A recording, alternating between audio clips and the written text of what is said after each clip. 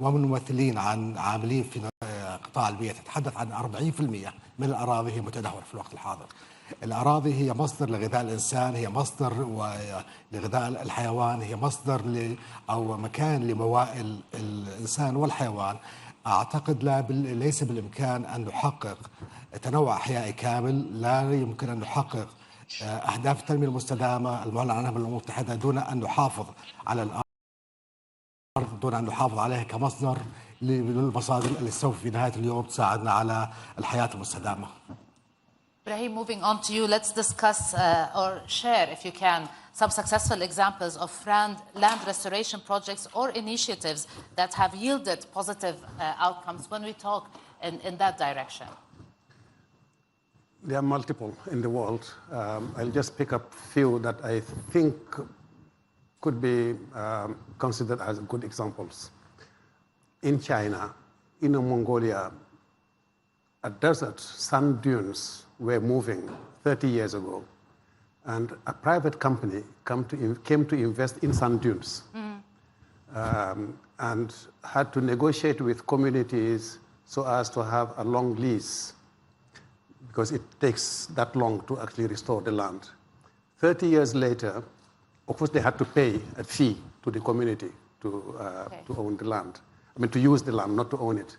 And 30 years later, they came to renegotiate with the communities because they wanted to go for another 30-year term. The communities told them that they have to pay at least twice as much as they paid earlier. Why? Because the land had a value. They were able to restore it. They were able to produce food. They were able to have energy. And they were able to actually generate economic income. So the community saw this land as no longer sand dunes, but as a program where they can actually. So the private company agreed to do that, and they paid for another 30 years. So it's a very good example because it were sand dunes where people were thinking there is no hope, but it is possible to actually restore the land.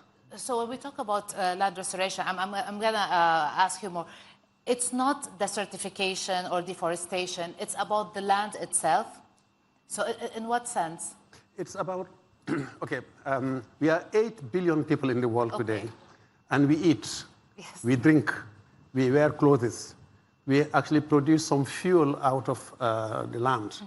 And for me, it's the trilogy of 3 Fs: food, fuel, fiber. Now, it is the land because land degradation happens all over the world. It is not only in arid lands. It happens in forest, it happens in savanna, it happens in mountains. So it is the land because it is that same land that feeds the 8 billion people on earth today. So it is therefore important that we conserve land all over, not only in arid lands. They are more vulnerable in arid lands. Ecosystems and communities are more vulnerable, and communities depend on a fewer number of species, but they are equally important in other lands. And it is not deforestation, not only deforestation, because land conversion, when you convert grassland or pastoral land to plain agriculture, it is land conversion. You don't see a tree falling, but actually you are destroying an ecosystem. When you transform a land which was a wetland to a city, because we have a growing population, therefore the cities are growing, then you are not deforesting, but you are actually destroying an ecosystem that was playing a role. And from time to time, because water has a very strong memory, when you have excess rains, that water comes to flood your cities. So, which is what we are seeing right now in Eastern Africa. Yes. Because that is land degradation. Okay. Naoko, why is it important to act now to address land degradation? As very well mentioned by Ibrahim, my colleague for more than a decade, I think we are really at the critical stage of the human development. That all the bad things happening surrounding us, the climate change, nature loss, and all disastrous things, are basically telling us that we are on the collision course of our human economic development with natural capital or natural system. And that's why that we have seen this. The only solution to me is to how to really modify our economic system, which has been really, really devastating, that the eating up the capacity of the natural system. And that's why the land is so important, because land is an integrator. We use this word several times, integrator of the many, many things that you said 3F, but it's really more than that. To me, it's really that our life support system. So that to take care of this life support system and how we can, in terms of action, you call action, how we can reform our economic system, which is really, really devastating, the natural capital, is so important. Maybe second round, I would like to talk a little bit about about how we want to reform our economic system so that we not only restore our land, but also entirely restore the natural capital or natural system, so that we can continue. So we cater to restoring it. We cater to restoring it. Yeah. When we talk about land restoration, Tariq, when we talk about and the whole issue with land degradation, you did bring up a very interesting topic during our communique, and you said it should be values-led, or there's a way to work on it where we link it to our values, to our community, to our religion also sometimes. How do you do that? How do you convince people through their values? Yeah, absolutely. And I'll link it just to what you're sharing around economic transformation, because of course in this special meeting we're talking about the new growth story. And we heard in the opening plenary around the need to decouple growth from emissions. But I think what's interesting about land restoration, it's this opportunity to remember that we also need to decouple growth from biodiversity loss. We need to decouple growth from soil degradation. We need to decouple the growth from water depletion. We need to decouple actually growth from all of these environmental pressures. And it's a reminder that there can be no truly successful growth story without a successful land restoration story. And for me, the values base comes in is because we also know successful land restoration doesn't happen unless you have a growth story that's coupled with empathy, that's coupled with values, that's coupled with compassion. We find that in our experience, an example of restorers are faith communities.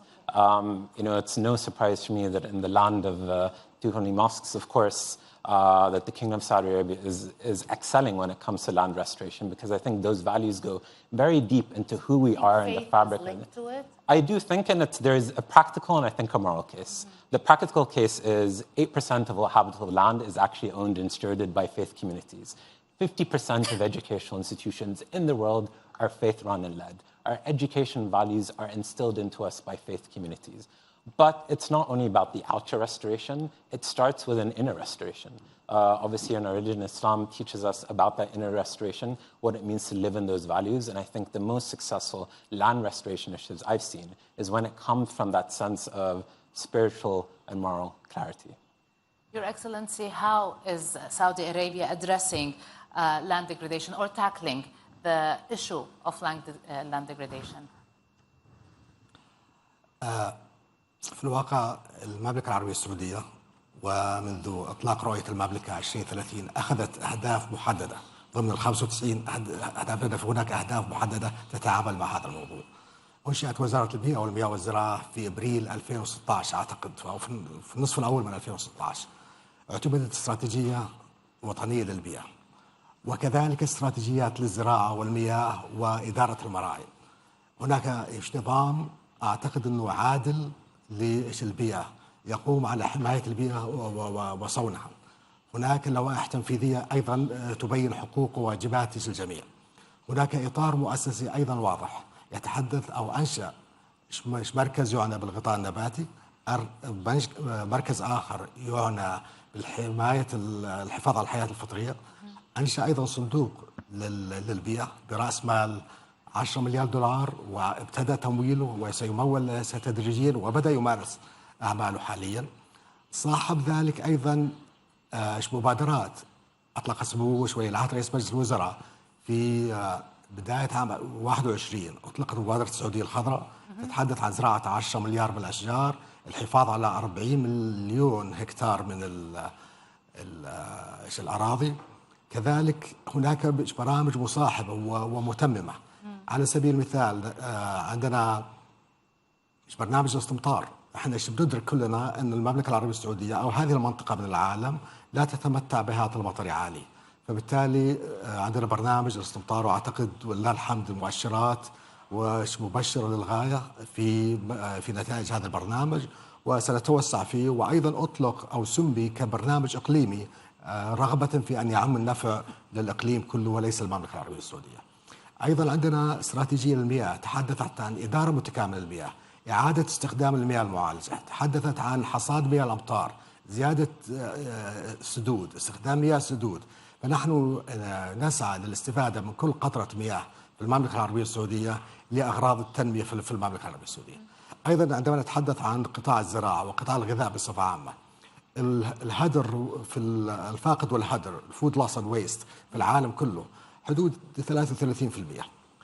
لو استطعنا يعني we bring down الفود لوس اند ويست by half إلى 15%، تخيلي النسبة اللي سوف نحافظ فيها في الانبعاثات الكربونية، في المحافظة على الأراضي، في أمور كثيرة جدا. فبالتالي عندنا احنا برنامج أن نقود هذا الفقد والهدر إلى 17% by 2030. أطلقنا برنامج جديد نسميه سعودي جاب اللي Good Agriculture Practice. هذا البرنامج يحافظ على الأراضي من ناحية كل النواحي بما في ذلك استخدام المبيدات والمحفزات والأسمدة.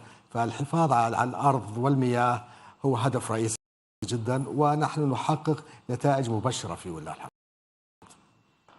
Your Excellency, most of this is related to government, so we will keep the thought. We're going to come back and talk about the private sector as well and their involvement in this. But I'll move on to you, Ibrahim, and ask about, with the upcoming UNCCD COP16 on land, what are the main objectives? What are the expectations? What do you want to see? First of all, we are very happy that the Kingdom of Saudi Arabia is hosting this COP. It's going to be the largest COP ever organized by the UNCCD over its 30 years of existence. And it is going to be a transformative COP. That's my expectation. Transformative in the sense that issues of land, drought, and water are elevated at a much higher political level, and that will create the momentum that we need to see a curve in land degradation in the world. I expect parties to come up with two major issues to look at them. I mean, there are multiple, but for the sake of time. One is the issue of drought. Okay. Droughts are happening all over the world. Just a couple of years ago, over 101 countries in the world were affected by drought. It's much more than what we need to know. It's 1.8 billion people from around the world were affected by drought. Over the last 23 years, we have seen 29% increase of droughts in the world. So it's a big issue, which is costing a lot. Increase in floods, increase in drought as well. I'll come back to, because they are twins. I'll come to floods. The issue is that when droughts occur in poor nations that have no reserves and have no insurance systems, it's a disaster. So you have an emergency and you have food aid and people dying and animals dying. It's a disaster. Any year of drought in these countries is a year of economic downturn. In countries which have more resources and more capacities to provide aid internally to their countries, it's also a recession from the economic point of view, because you cannot produce as much food as you need, so you need to import. Sometimes you also need to see how you can transport your food. Many people don't know that the Panama Canal, which is 12% of the world trade currently, cannot process. The traffic is halted or limited due to droughts. And that's 12% of world trade. So it will have implications in terms of how we transport our food. Supply and demand, yes. Supply chains. So drought is one issue. So parties are expected in Riyadh to come up with a major decision on policy decision on how to address these issues of drought, other than just responding to emergencies. We have got to be much more proactive. The second issue that the parties are expected to take is land restoration. Every year, we degrade 100 million hectares of land. That's twice the size of Greenland. Okay. 100 million hectares of land are degraded. So in a way, by 2030, we need to restore 1.5 billion hectares of land in order to enable us to produce again food and to feed the growing population, because by 2050, we may be 9 billion people. So the demand is increasing while the resources are shrinking. So that imbalance is causing a lot of problems, economic problems, social, migration, security, you name it. I don't have time to elaborate on. So I expect parties to come up with these two issues that I think will be transformative for COP16 in Riyadh. There may be multiple other decisions, but I expect these to be the landmark decisions. Naoko, you really wanted to talk about financing and how to get there and getting people involved in the financing. Why is it so important, and how do you get them involved? First, I really want to support what Ibrahim said, and we need to make sure that the COP16 be transformative, something very, very different from the past. So, and I think the time is on our side, because not only the carbon neutral, now nature positive is becoming the political agenda. So going back to you, we need to make sure that nature positive, which land is really sitting in the heart of the conversation. Really on our side? I mean, the numbers are scary, like 9 billion people by 2050, losing 90% of the... I'm talking about the political momentum and how to make sure that the nature is on the political agenda, high up. More than even the climate change. That's what I meant. The challenge is do we really know how to make this economic system transformative? That's also Tariq is talking about, because the reason we are devastating the nature system so much is our current economic system doesn't value adequately that the natural capital. That we talk about nature is important, but we just don't act as a nature is important. The reason is not because people don't believe it. The reason is that the nature doesn't have a price yet, that adequate price yet. So that even if we spiritually admire nature, our day-to-day economic decision-making doesn't reflect it. So the question is how our economic decision-making, be it is a consumption, that investment, and whatever production, really does reflect of the natural capital value. And on that one, there are a few important progress already being made. I think that while that we were working together when I was with the GF, the UNEP, the UNEP, and the UNCCD, that we have done quite a number of projects on the land management. And there are also the kind of success factor in it. If we were able to bring that sustainable land management, it's more like a policy issue, together with the people, with goodwill, and the capacity, and the finance, that we were able to combine those three conditions together, it will actually make a good progress case. However, my reflection, maybe sobering reflection, is it is very, very time-consuming, and it is very costly to do it. Cost is not necessarily money, it's more like a people's management and a goodwill intention kind of thing. So how we can really make it more systemic issue, that's why I put a lot of emphasis of the valuing the nature on the economic term, not in a very kind of spiritual term. And ideally speaking, if we are able to find a way to value, to put the monetary value on natural capital, and if we are able to see that these nature guardians, be it the smallholder farmers and the local community or the forest people, fisheries, are able to be rewarded by their effort of safeguarding natural capital, then investors may actually, the China example is a good one, the investor may actually get the finance to it. So a lot of effort going. I will come back later because it's going to be too late, too long. But if we are able to push those the efforts towards not only valuing natural capital but economic term, and ideally speaking, that put it as bring it as a new asset class on the balance sheet, it will be the game changer. That's my ambition. You wanted to say? I just wanted to comment because what she's saying is so true. That as humanity, we have been extracting resources, minerals, as if these were unlimited. We have not been managing them. We have been, take the example of agriculture, for example. We have been extracting the maximum we could get out of land. And when the land gets tired, we put fertilizers to incentivize it to produce even more. But we have not, and we extract as much water as possible to irrigate.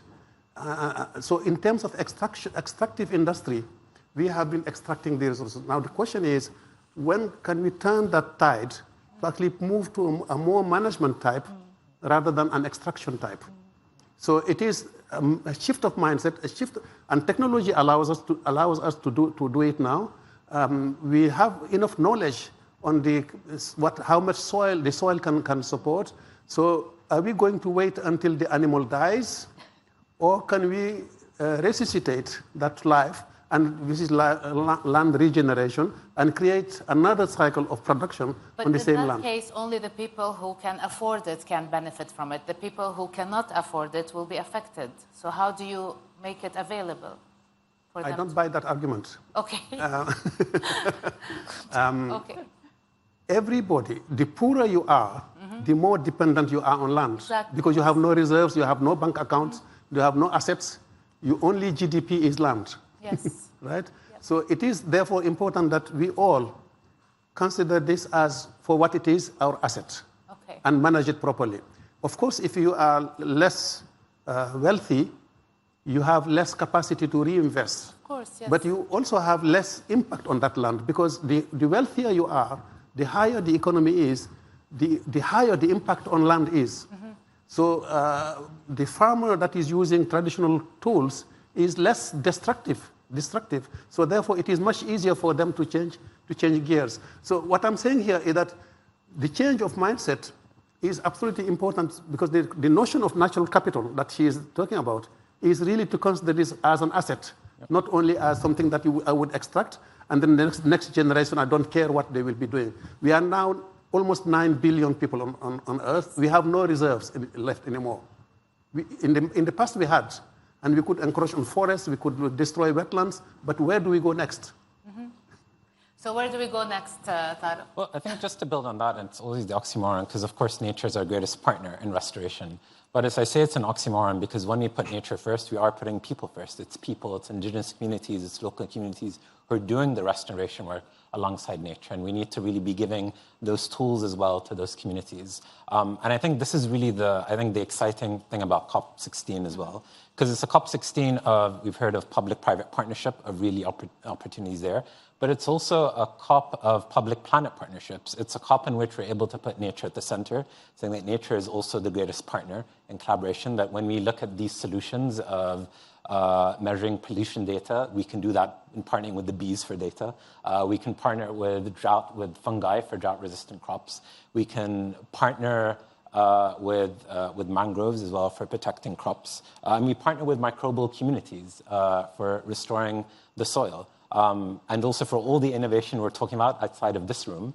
All of that innovation, all of that human inventiveness, all of that AI is purely dependent on 6 inches of topsoil that's healthy. And this is a COP that I think will re-remind the world of that. But it's also a COP in which we talked about values. It's also a COP that's, I think, the litmus test for the business community in the MENA region. Because when we talk about COP, I'll be very honest with you. People think COP27 and COP28 in Egypt and UAE on climate. That's where the business community's minds go. And we've seen unprecedented investment and engagement from the business community in those COPs. But as Ibrahim talked of the metrics and the targets, those same targets he talked about are the targets of those other COPs as well. Across these shared conventions, across the UNFCCC, UNCCD, CCD, and UNCCD, we're talking about the same targets on restoration, the same targets on emission reductions. And it is, for me, a litmus test, because is the business community for the last 2 years been engaging in COPs as greenwashing, or are they still going to show up to COP16 very serious about continuing their investments, continuing their engagements, continuing actually the real work of restoration? So and I think what happens in December is the test of what... So just let me be the devil's advocate here. Yeah, of course. Do you think it was branding and marketing initially? And how do we measure if it continues or not? Well, because we're going to ask His Excellency about it in a bit. Because I think that's actually where the values are. Because it is branding and marketing if we see that engagement isn't there in December. Because in essence, in every panel, every talk, every press release, business communities understood and talked the talk of the business case for climate action. that exact same business case exists for land restoration. So I think for us, it's a wait and see. It's also, I think, an imperative for business communities to engage. It makes sense for all of us. I come from a small island myself. I know that our island's a beautiful island, but an island in which we know the importance of land restoration. And I think for us, it's a real opportunity and also a challenge as well for the business community to say, you showed up to the other COPs, which was great. And this is the COP that I think is probably the most important one for you to show up to, engage with, and invest in. So you think people are going to show up, Your Excellency? أنا أعتقد هذه الاتفاقيات الثلاث للأمم المتحدة الاهتمام بها لم يكنش متوازن من العالم بصفة عامة. أعتقد هذه الاتفاقية لم تحظى بالاهتمام التي هي تستحقه، ولم يكن هناك التوازن في الاهتمام بهذه الثلاث اتفاقيات لتحقق المأمول منها عالميا. أستطيع أن أقول أن في المملكة العربية السعودية هناك إيمان كامل بهذا الهدف، وسنسعى بحول الله وقوته أن يكون هناك اجتماع غير مسبوق بحول الله ويستمر. لا نرغب أن يكون اجتماع فقط وينتهي هذا الكاب 16 وتعود الأمور إلى ما كانت عليه، بل سنسعى بالعمل مع الجميع مع دول العالم إلى بيان وإيضاح أهمية الحد من تدهور الأراضي، وأن يكون نهج وترند إن شاء الله جديد لإعطاء هذه الاتفاقية ما تستحقه.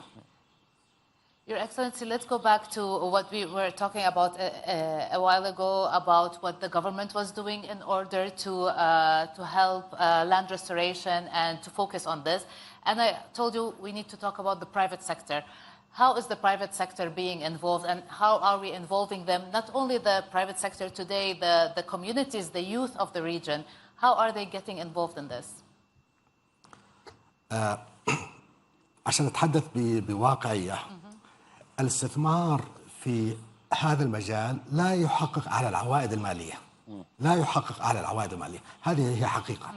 ولذلك السياسة اللي عندنا نقدم حوافز، هناك مسؤولية اجتماعية للشركات والقطاع الخاص، هناك متطوعين، هناك جمعيات بيئية وروابط خضراء وما إلى ذلك.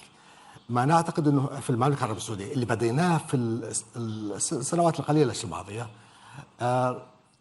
عملنا مع القطاع الخاص على سبيل المثال في تطوير متنزهات، ووفقنا في ذلك ووقعنا أكثر من اتفاقية مع قطاع خاص لتطوير هذه المتنزهات والاستفادة منها ماليا وتحقيق المحافظة على الأراضي، أيضا جعل أو الرفع من مستوى جودة الحياة. فهذا موجود. هناك الكثير من الشركات السعودية الرائدة في المملكة العربية السعودية أبدت استعداد كبير جدا للمساهمة في هذا كجزء من مسؤوليتهم الاجتماعية. أعداد المتطوعين هو جزء من رؤية المملكة العربية السعودية والحث على التطوع في هذا المجال. فأنا أعتقد هي جهود الجميع، لا نستطيع أن نقول هي فقط أعمال استثمارية، ولكن هي خليط ما بين هذا وذاك. If we look at, His Excellency just said, when we look at this, there is no return on investment, direct return on investment. I did not say that. No, okay. I did not say that. You said there is no financial return. No, I did not say that. What I said is this does not provide the highest return on investment. Okay.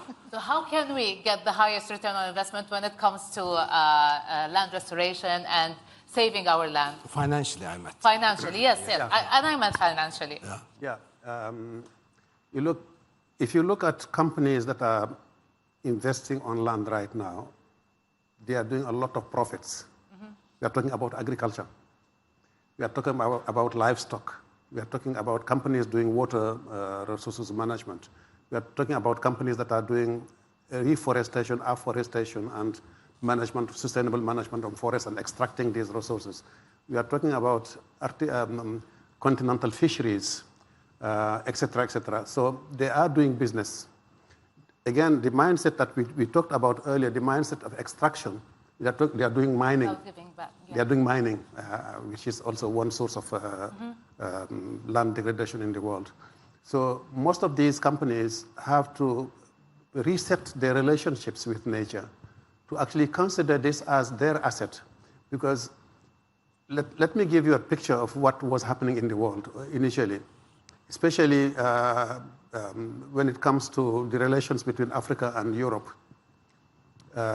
You remember after the Berlin Conference in 1884, 8 European powers divided Africa into pieces and colonized the whole continent.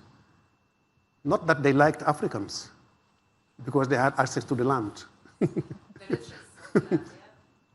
And they have been extracting these resources for centuries until these countries got independence. But the problem is that we have not been able to change that relationship. So the same is happening in Latin America, in Europe, in the Middle East. The same mindset of extraction is happening. So according to our economics analysis, every single dollar invested in land restoration can generate between $7 and $30 of economic returns. Not financial, but economic returns. Therefore, it can be profitable. Of course, if the land is totally degraded, it will cost much more to restore it. But even then, if you include the spiritual values, the social values, the economic values, the resilience of the communities, then even then it becomes viable. Not financially, not totally financially acceptable for companies, but if you have a public policy, public-private partnership, then you can have something visible, including in sand dunes, as I explained earlier. I talked about 3 Fs. I will talk to you about 3 Rs. Risks, rewards, and responsibilities. How much risks companies are ready to take to invest, and you as a contributor to your pension fund, because it's essentially pension fund money that is being reinvested in banks and so forth. How much risks are you ready to take to actually invest your pension money into an activity that is going to destroy the environment and is going to destroy the planet and is going to destroy the future of your children? Okay. Yeah. That's what it is. How much of your tax money, because we are taxpayers, how much of your tax money are you ready to invest in incentives that are going to destroy the environment, destroy nature, destroy the soil, and pollute the land? How much are you ready to make that? So in terms of risks.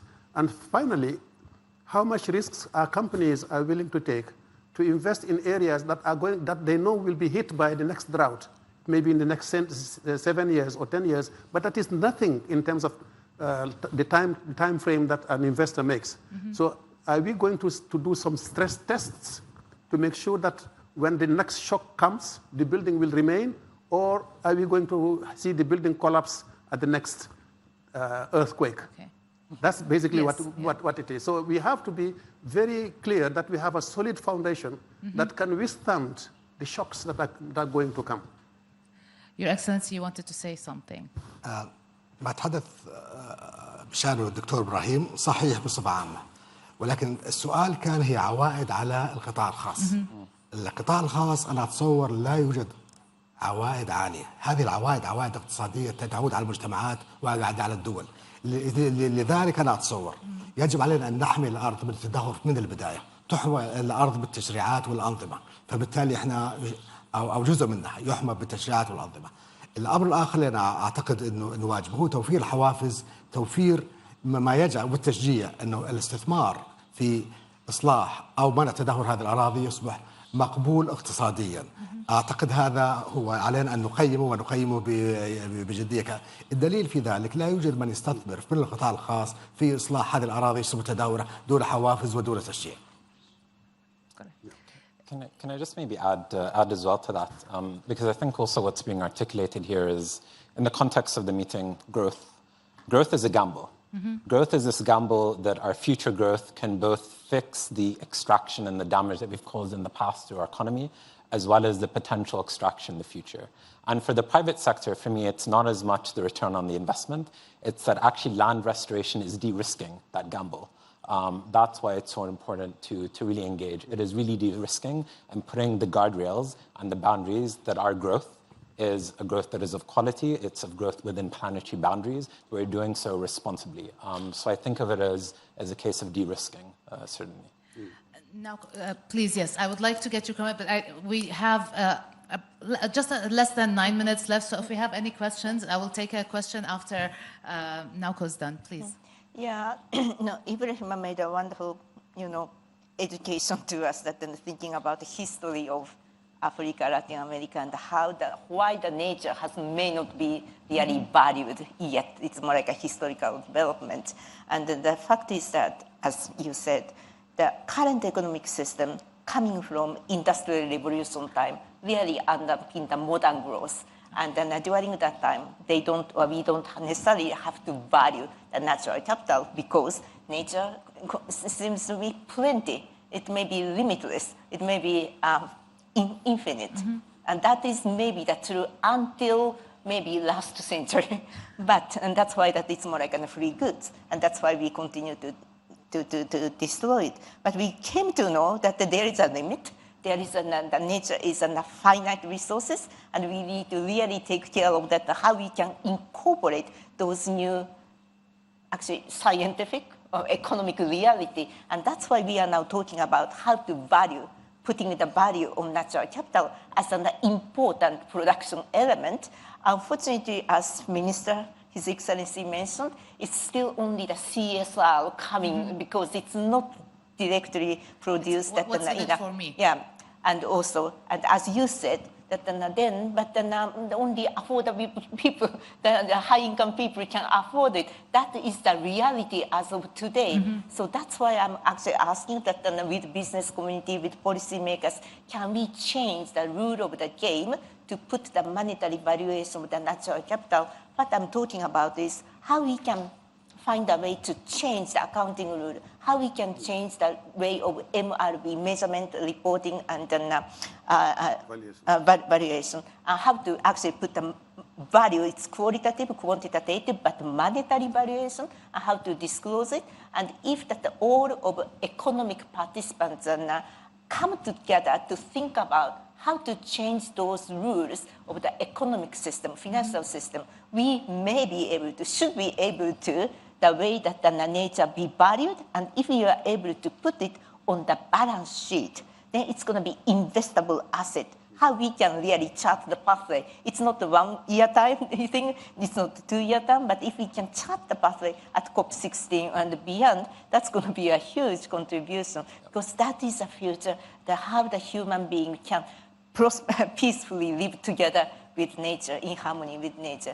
That's something we need to really work on. Do we have any questions? Yeah, can we take a question here, please? Yeah. We have just under 6 minutes left, so we'll try to take the questions quickly if we can, please. Yes, thank you so much for that very interesting panel. My name is Abhishek. I'm a global shaper from the Zurich Hub in Switzerland. My question is very simple. So from this discussion, it seems to be quite clear that land is in the nexus of water, food, and climate. And wastewater is one example of how this nexus plays out. Majority of the land degradation that's happening through pollution is happening through the water pathway. And at the same time, wastewater could also be seen as a resource, which could potentially bring back the nutrients through the food cycle back into the land and so on. So my question is, how much of these synergies are going to take center stage in the COP going forward? Because in many of the other discussions that we're plugged into, land degradation and land restoration does not take the same center stage in other COPs, and perhaps this offers us an opportunity to highlight these synergies a bit further. Who would like to take, yes, please. There is no such thing as wastewater. It's only wasted water. Wasted water is part of the equation, because if agriculture uses that much water, it is possible to actually reuse it and recycle it and retreat it and put it again to the economy. It's the same concept as the circular economy. The minister just talked about food waste and food loss, which is another big dimension of the issue. Are we going to just go head on continuing to extract and throw? Extraction, manufacturing, and throwing is the linear economy. We have to actually have a circular economy all over, in all domains, including wastewater. So yes, it is part of the solution. Your Excellency, I think you agree. Can we have a question over there? I think we have time for this. Can you hear me if I use my voice? It's streamed live, so. So Arne Cartridge with Yara, a large fertilizer company. And I just want to give voice to the private sector, so if you allow me. Please. So one, the private sector is interested and engaged for many reasons. I mean, us as a fertilizer company, prosperity of the farmer is critical. And thereby we need to invest more in soil health. So we need to support the farmer to invest and be more capable. We see this as a public-private collaboration, and it is required and needed. I'll give you one short example. We are in discussions now with President Ruto in Kenya and with the World Bank, how they as a government can shift their subsidies on fertilizer to incentives to invest in soil health. A lot of their soils are acidic, they need liming. How do we do that in a public and private way? So the answer is private sector is at the table. We want to contribute, and we want to be part of the discussions. So maybe you talk to His Excellency after after our session. So we have just less than 3 minutes. So if we can maybe wrap up, but I would like to wrap up with you instead of wrapping up by myself. Your Excellency, we start with you. If we were to put on the table today a call to action, what do you expect to see, and what is the time frame? Say if we have 30 seconds to say this. سأقول التالي. في المملكة العربية السعودية نعمل على خطة ثابتة ونشرك الدول أو دول العالم. استضافت المملكة الجي 20 أحد المبادرات التي أطلقت تعنى بالحد من تدهور الأراضي. أطلقت وحظيت بدعم سخي جدا من حكومة المملكة العربية السعودية. أطلقت المملكة العربية السعودية في إبريل 21 ميدل إيست جرين إنيشيتيف وحظيت بدعم 2.5 بليون US دولار. فالعمل الجماعي أن نعمل وأن ندرك جميعا ونذكر أنفسنا نحن نعيش على كوكب واحد على أرض واحدة ما يصيب جزء منها يصيب الباقي وأن نقدم الدعم الكافي هذا مطلوب كما قد قدمت المملكة العربية السعودية. In 30 seconds, what's your call to action? 2030 is our deadline. Okay. All of us, SDGs, we agreed to that, and it remains our milestone. By 2030, we have to not only reduce drastically the amount of land that we are destroying and degrading, but we have to restore and put back to health land that has already been degraded. And it is possible, and it is 1.5 billion hectares. Second is this COP is a wonderful opportunity for the world, for the host country, but for the world as well, to turn the tide on drought and to stop just lamenting and providing food to those who are dying, to actually be more proactive, prepare them to the next drought, help them build their resilience and achieve something meaningful by 2030. Naoko, in 30 seconds, what's your call to action? By 2025, which is COP30 Brazil COP, that then we create a coalition or allies to go together, move together to put the natural capital as a new asset class on the balance sheet. It's only the roadmap can be done by 2025 because it's a long-term issue. It's good to give ourselves deadlines, yes. Yep. Tariq. We started with the values, and the most values-led stakeholder are young people and young leaders like those in the Global Shapers community. They have the moral clarity, but also they are uncompromising on all the science that you've heard here. Their projects, their actions are deeply grounded in the science and the values of spiritual leadership as well. And I think we'd be far more successful in restoration if we bring them along as key partners at every step of the way.